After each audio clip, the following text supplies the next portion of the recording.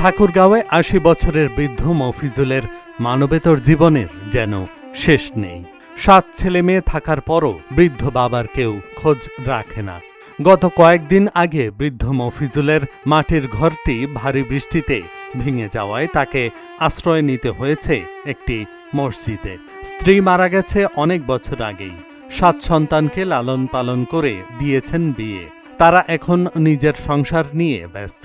তিনি কষ্টে জীবনযাপন করলেও নিজ সন্তানেরা কেউ রাখেন না খোঁজ।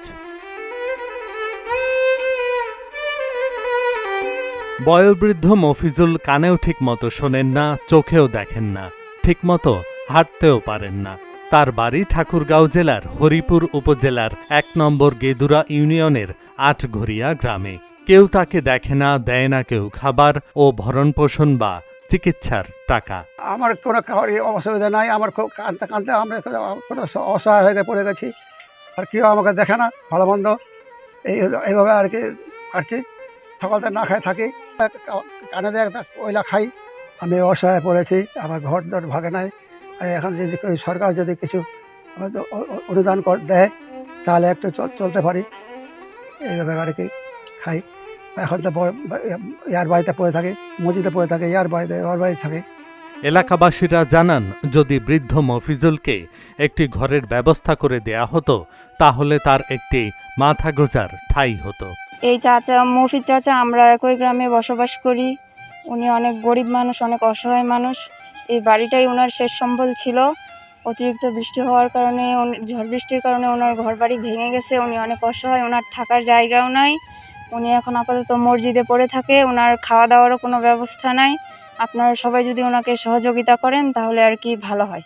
এনার বয়স হইল ৮০ বছর। এই জায়গায় থাকতো, এই রুমে।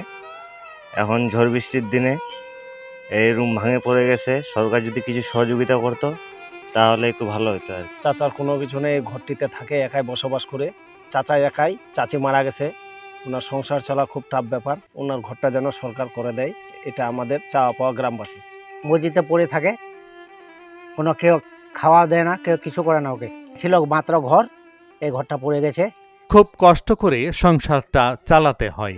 সংসার চালাতে হিমশিম খাচ্ছেন তিনি। তারপরও মাঝে মাঝে বাবাকে খাবার দেন, বললেন বৃদ্ধের ছেলে। ভাত টাত খাওয়ায় আর কি, ভাত খাওয়ায় থাকে, যায় মসজিদেই, খাওয়া দাওয়া দিই, থাকে মসজিদেই। ঘরটা ভাঙা পড়ে তো তার থাকার জায়গা নাই। ঘর পড়ে আমার ঘরের দেওয়াল ভেঙে গেছে, আমারও ক্ষয়ক্ষতি অনেক হয়েছে। আমার ছেলে মেয়ে ৫ জন, আমি ওগুলো আমার সংসারে ভারী। আমার বাপকে আমি কি দেখব। ঘর ভেঙে যাওয়ায় বৃদ্ধ মফিজুল মসজিদে আশ্রয় নিয়েছেন।